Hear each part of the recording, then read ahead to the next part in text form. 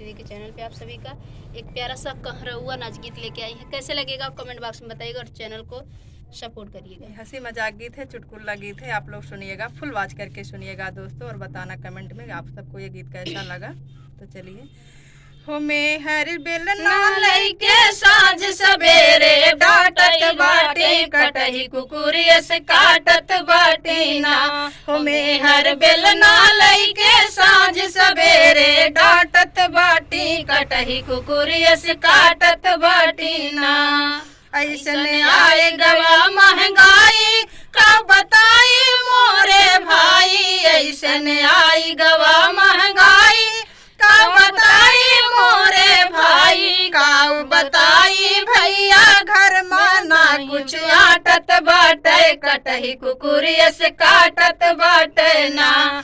काऊ बताई भैया घर माना कुछ आटत बाटे, कटही कुकुरिया से काटत बाटे ना। हमें हर बेलना लइके साँझ सवेरे डांटत बाटे, कटही कुकुरिया से काटत बाटे ना। बिटिया बेटवा कैसे पढ़ाई, ऊपर से दवा हम कैसे कराई, बिटिया बेटवा कैसे पढ़ाई, ऊपर से दवा हम कैसे कराई। सुन के घर के छाती हो, सुन के घर के खर्चा छाती हमरो फाटत बाटे, कटही कुकुरिया से काटत बाटे ना। हो सुन के घर के खर्चा छाती हमरो फाटत बाटे, कटही कुकुरिया से काटत बाटे ना। में हर बेलना लइके साँझ सवेरे डांटत बाटे, कटही कुकुरिया से काटत बाटे ना।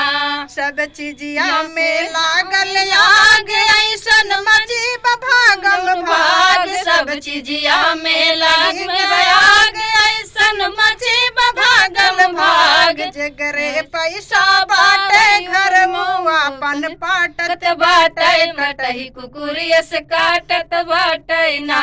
जगरे पैसा बाटे घर मुआपन पाटत बाटे, कटही कुकुरिया से काटत बाटे ना।